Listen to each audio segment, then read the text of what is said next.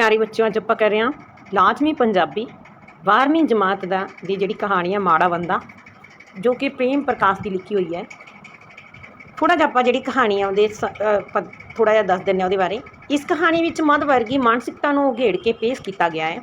मध वर्गी पति पत्नी का एक आम रिक्शा चालक वालों कुछ वध पैसे मंगन ते उस नाल खैंबड़ना रिक्शे वाले वालों उन्होंने दिते पैसे भगा मारन उपरंत उन्होंने काफ़ी समय तक बाहर खड़े रहना दोहां पति पत्नी को परेशान ते बेचैन कर दिंदा है। दोहें ही अपने जिहड़े काम विच एकाग्रचित नहीं हो सकते। घड़ी मुड़ी बाहर झाक झाक के उसनूं खड़े होए नूं देख के अंदर बैठे घबराई जाते हैं। असल विच अपने आप को ताकतवर समझती मध वर्ग की पत्नी एक आम माड़े जिहे रिक्शा चालक तो भयभीत हो जाती है, जबकि बाहर खड़ा जिहड़ा रिक्शा चालक ताकतवर बन जाता है, जाफण लग पैंदा है। जिहड़ी माड़ा बंदा कहानी है वो करते हैं वो उत्थे ही खड़ा सी। मेरी पत्नी ने मैथों चोरी चोरी रसोई चों निकल के उसनूं 2 बार वेख्या, फिर वह बूहे चों खलो के मेरे वाल वेखण लगी। मैं खिजी नज़र नाल उसनूं वेख्या तां वो रसोई च बड़ के चाह बनाउण लग पई ते मैं मेज़ ते बह के फिर वो चिट्ठी लिखण दा यतन करदा रहा जिहड़ी कई दिनां तो अधूरी पई सी। जंगलात दे अफसर अपनी भूआ दे पुत्तर जिहड़ा भरा नूं फर्नीचर बनवा के भेजण लई लिखना सी। साइज़ ते डिज़ाइन लिखण वेले गल उलझ गई सी। जरा को सुलझण लगी तां पत्नी ने हौली जही आके कहा, हैं जी। वो उत्थे ही खलोते। पत्नी हले बेचैन सी। ਉਹ मैं चाਹੁੰਦਾ सी भी भई ਉਹਦਾ ਜਿਹੜਾ ਧਿਆਨ है ही ना करे, पर मैथों भी चिट्ठी आप नहीं लिखी जा रही। मैं भी ਉਹਨੂੰ ਬਾਰੀ ਵਿੱਚੋਂ कई बार वेख चुका सी। वो अजे उत्थे ही खलोता सी। चौंक दे खब्बे पासे अपने रिक्शे का रुख पार्क वल करके पहलां वो रिक्शे की गद्दी ते बैठा सी, फिर वो पैडलों ते खलो गया। हुणे उसने कुआठी उत्ते कूहणी रखी हुई सी ते झुकिया होया खलोता सी, जिवें उहने किते जाना ही नहीं हुंदा। उंज भी मैं नहीं सी चाहुंदा भी माड़े बंदे नाल लड़िया जावे, पर यह बेइंसाफी भी सही नहीं सी हुंदी। सब्जी मंडी तो इत्थों तक दे 2 रुपए देने तय कीते सन मेरी पत्नी ने, ते ओह मेरी पत्नी ने जिहड़ा कीते सी। फिर झगड़ा कादा यह कमीना तरीका इन्हां दा मंगण दा जां ठग्गण दा। पहलां कहणगे जो मर्जी दे दिओ, पर लैण वेले अपनी मर्जी नाल दिंदे ने लैणगे। जे पैसे तय कर लो तां जदों मुहल्ला नेड़े आउण लगदा है तां कहण लग जांदे ने कि बीबी यह तां बड़ी दूर है, शहर दा दूजा पासा है आ गया। मॉडल टाउन तां 1.5 मील लम्मा है, गरीब आदमी नूं मार लिया। इस वेले कोई इन्नी दूर काहनों आउंदा है? अज तां दोपहर दे 2 ही बजे सन। ਇਹਦਾ ख्याल सी भई घर विच कोई मर्द नहीं होवेगा, जनानी नूं ठग लवांगे।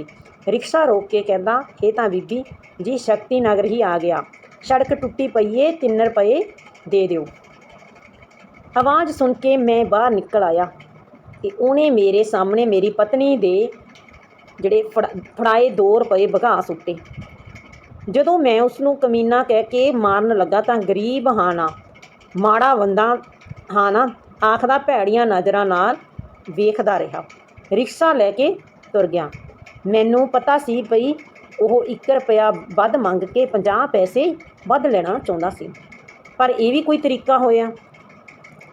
ਉਹ ਮਿਹਨਤ ਨਾਲ ना सही निमरता नाल कहंदा भई मैं समझदा सी कोठी नेड़े होवेगी, पर बीबी जी ਇਹ दूर निकली, मैनू 50 पैसे होर दे दिओ। ਉਹਨੂੰ उस वेले ही मिल जाने सन। भगत ने मेरी पत्नी तां तुरे जांदे गरीब गरूबे नूं रोटी चाह दे दिंदी है। ਇਹਨੇ ਤਾਂ फिर भी ਉਹਨੂੰ ਢਾਹ के लिआंदा सी, पर पुआड़ा पै गया उसदे रुपए सुट्टण ते पै, ठीक है, मेरे गर्म होण ते। मेरी पत्नी चाह दा अपना जिहड़ा कप भी मेरे कोल ले आई। ਇਹ तां चीनी लैण दे बहाने एक बार फिर वेख आई। कुर्सी ते बह के चाह पींदी ने मेरे चेहरे वाल तक्या। जद मैं चुप ही रहा तां आप ही बोली, छड्डो परे, 3 रुपए ही ने ते मैं आ दे दिओ रुपए। मैं ते नहीं तां मैं इक्को शब्द बोलिया। ਉਹ गरीब है, पैसे डिग पैंदे ने, बच्चे रोज़ रुपया 2 रुपया खर्च दिंदे ने ਕਿੰਨੇ ਪੈਸੇ ਜਿਹੜੇ ਨੇ ਉਹ ਐਵੇਂ ਰੋੜ ਛੱਡੀਦੇ ਨੇ। ਉਹ ਰਿਕਸ਼ੇ ਵਾਲੀ ਦੀ ਵਕੀਲ ਬਣੀ ਬੈਠੀ ਸੀ, ਹਮਦਰਦੀ ਨਾਲ ਤਾਂ ਜਾਂ ਡਰ ਨਾਲ। ਉਂਝ ਉਹਦੀ ਗੱਲ ਠੀਕ ਸੀ। ਮੈਂ ਰੋਜ਼ 2.5 ਰੁਪਏ ਦੀਆਂ ਸਿਗਰਟਾਂ ਜਿਹੜਾ ਪੀਂਦਾ ਸੀ। ਮਹੀਨੇ 'ਚ 2-3 ਵਾਰ ਸਿਨੇਮਾ ਵੇਖਦਾ ਹਾਂ। ਡੈਡੀ ਰਿਕਸ਼ੇ ਵਾਲਾ ਉੱਥੇ ਖਲੋਤਾ ਹੈ। ਇੱਕ ਬੰਦੇ ਨੇ ਪੁੱਛਿਆ, ਚੱਲਣਾ ਹੈ ਇਹ ਕੰਪਨੀ ਵਾਂਗ? ਕਹਿੰਦਾ ਨਹੀਂ, ਮੇਰੇ ਵੱਡੇ ਪੁੱਤਰ ਨੇ ਆ ਕੇ ਦੱਸਿਆ।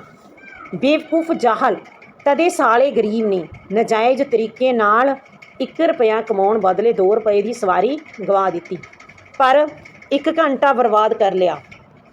5 ਰੁਪਏ ਕਮਾਏ ਜਾ ਸਕਦੇ ਸੀ। ਇਸ ਸਮੇਂ 'ਚ ਬੜਬੜਾ ਕੇ ਮੈਂ ਇੰਝ ਕਿਹਾ, ਭਈ ਮੁੰਡਾ ਨਾ ਸੁਣੇ ਅਤੇ ਚਿੱਠੀ ਅਧੂਰੀ ਹੀ ਪਰੇ ਕਰ ਦਿੱਤੀ। ਮੈਂ ਨਹੀਂ ਸੀ ਚਾਹੁੰਦਾ ਭਈ ਮੁੰਡੇ ਨੂੰ ਮੇਰੇ ਚਿਹਰੇ ਤੋਂ ਉਸਦੀ ਚਿੰਤਾ ਪਤਾ ਲੱਗੇ, ਜਿਹੜੀ ਰਿਕਸ਼ੇ ਵਾਲੇ ਦੇ ਖਲੋਣ 'ਤੇ ਮੈਨੂੰ ਹੋ ਰਹੀ ਸੀ। ਮੈਂ ਪਤਨੀ ਨੂੰ ਵੀ ਇਹ ਐਵੇਂ ਜ਼ਾਹਰ ਕੀਤਾ ਸੀ ਅਤੇ ਸਮਝ ਵੀ ਰਿਹਾ ਸੀ ਭਈ ਉਹ ਇੱਧਰ ਧਿਆਨ ਨਾ ਦੇਵੇ, ਸਾਲਾ ਆਪੇ ਥੱਕ ਹਾਰ ਕੇ ਚਲਿਆ ਜਾਵੇਗਾ। ਪਤਨੀ ਕੱਪ ਚੁੱਕ ਕੇ ਰਸੋਈ ਵੱਲ ਚਲੀ ਗਈ। ਉੱਠ ਕੇ ਬਾਰੀ ਵਿੱਚੋਂ ਝਾਤੀ ਮਾਰੀ। ਹੋਰ ਕੋਈ ਜਿਹੜਾ ਰਿਕਸ਼ੇ ਵਾਲਾ ਉਹਦੇ ਕੋਲ ਖਲੋਤਾ ਸੀ। ਉਹ ਦੂਜਾ ਰਿਕਸ਼ੇ ਵਾਲਾ ਕੋਈ ਗੱਲ ਕਰਕੇ ਕਾਰ ਨਾਲ ਅੱਡੇ ਵੱਲ ਚਲਾ ਗਿਆ। ਮੈਨੂੰ ਲੱਗਾ ਕਿ ਉਹ ਆਪਣੇ ਸਾਥੀਆਂ ਨੂੰ ਬੁਲਾਉਣ ਗਿਆ ਏ। ਇਹਨਾਂ ਵਿੱਚ ਏਕਤਾ ਬੜੀ ਏ। ਝਗੜਾ ਹੋਣ 'ਤੇ ਸਾਰੇ ਚਿੰਬੜ ਜਾਂਦੇ ਨੇ, ਪਰ ਦੂਜੇ ਮੁਸਾਫਰ ਨੂੰ ਵੇਖ ਕੇ ਲੰਘ ਜਾਂਦੇ ਨੇ।